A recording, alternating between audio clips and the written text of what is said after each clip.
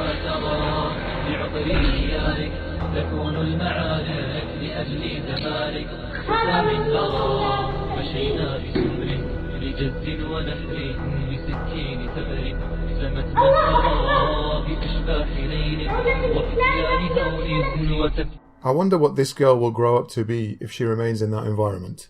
Anyway, welcome to part 7 of this series. Here we'll look at beheadings as a method of execution in Islam and the issue of mutilating the dead and whether these things can be justified within Islam's textual sources or not. As we've already covered many topics already, some matters are bound to repeat themselves a little, so I'll try to keep it brief where this occurs, like the issue of beheadings. In part 6, which covered the execution of prisoners, we saw that Mohammed, according to his most reputable Sira, or biography, beheaded at least 600 people in just one day. So we already have a clear precedent showing us that Mohammed used this method of execution that ISIS use so frequently today. But beheadings are not exclusively the work of terrorist groups like Islamic State or their predecessors. The Saudis have been beheading people ever since their kingdom was born. You'd think now that there is an outrage to this method of execution when ISIS does it, that the Saudis might quietly stop this method of execution. But it seems it's had the opposite effect, as if the Saudis felt competition in this regard and don't want to be outdone by ISIS. In 2014, the Saudis beheaded 88 people. In 2015, that number rose to 158, and this year they've already surpassed the 100 barrier in July, just over halfway through the year, so they're safely on track to set a new record for the 21st century. We mentioned the Battle of Badr and the execution of prisoners in the last part. Here's another example of an execution in this battle. This time it was arguably the man who had stood up to Mohammed the most in Mecca, a man by the name of Amr bin Hisham. But Muslims today know him as Abu Jahl, which means the father of ignorance, after Mohammed had labelled him with this slur. Then Abdullah ibn Masud passed by Abu Jahl when the apostle had ordered that he was to be searched for among the slain. Men of Bani Makhzum assert that Ibn Mas'ud used to say, "He said to me, 'You have climbed high, you little shepherd.' Then I cut off his head and brought it to the apostle, saying, 'This is the head of the enemy of God, Abu Jahl.' He said, 'By God, than whom there is no other, is it?' This used to be his oath. 'Yes,' I said, and I threw his head before the apostle, and he gave thanks to God." The act of throwing the decapitated head to the ground is flirting a little with the idea of mutilating the dead. But in any case, the issue of beheading here is quite clear. And in case Muslims want to conveniently dispute the sources outside the Quran, let's look into the Quran to see whether beheading human beings as a method of execution is tolerated or even, dare I suggest, ordered by Islam. Now, we already mentioned this verse when we found out that the Quran orders Muslims to use terrorism as a tactic in battle. "I will cast terror into the hearts of those who disbelieve. Therefore, strike off their heads and strike off every fingertip of them." In case anyone tries to tell us the wording "strike off their heads" actually means give them a nice haircut, and trust me, I've seen apologists use similarly ridiculous excuses, let's look at what Ibn Kathir's commentary here tells us. "I will cast fear, disgrace, and humiliation over those who defied my command and denied my messenger. So strike them over the necks, and smite over all their fingers and toes. Strike them on their foreheads to tear them apart, and over the necks to cut them off, and cut off their limbs, hands and feet."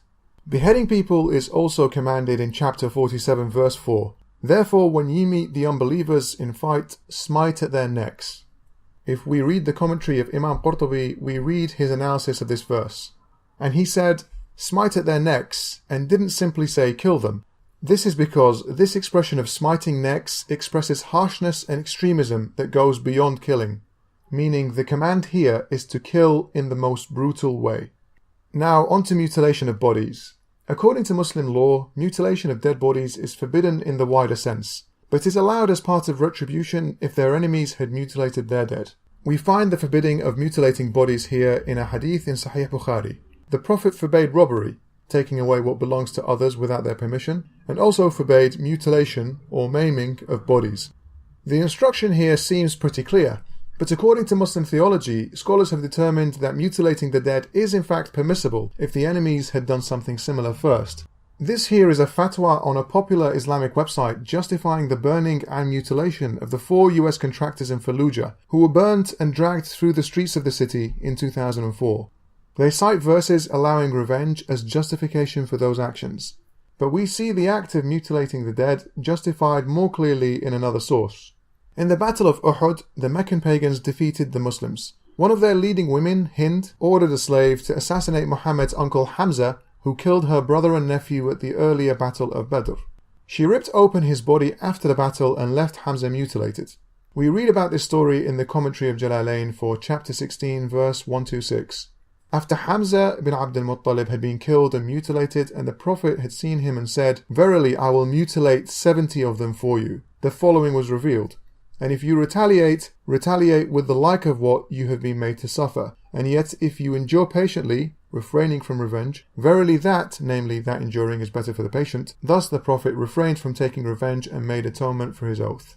The explanation to this verse is used to suggest that mutilating the dead is only permissible in equal response, but it's best to avoid.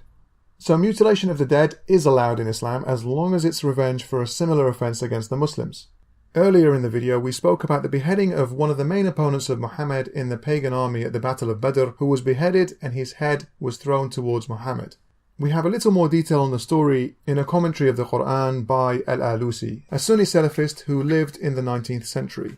We are told the man who beheaded him, Abdullah ibn Masud, had previously been slapped by Amr ibn Hisham, who Muslims call Abu Jahl, after reading the Quran out loud for the first time. This slap caused his ear to bleed. When Abdullah ibn Masud beheaded him later at the Battle of Badr, we read here that he was too weak to carry his head. He cut his head off but was unable to carry it, so he cut his ear and placed some string through it and began dragging the head until he reached the Prophet. The angel Gabriel, peace be upon him, then came laughing and said, "O Mohammed, an ear for an ear, and the head is a bonus." That angel Gabriel really has a sense of humour, always the joker. So anyway, in conclusion to point 7, there is absolutely no dispute that beheading is commanded by Islam. It's a little contentious, however, to suggest that mutilation is endorsed outright by the religion. The mainstream opinion appears to discourage it, only making it permissible in equal retaliation. The next part of this series will be looking at brutality in the general sense. When we see ISIS burning people alive, drowning them, lowering them into acid, etc., we'll see whether burning people can be justified and whether Muslims are allowed to come up with brutal executions in order to terrorize their opponents. That's it for now. Share this video where you can, and see you next time.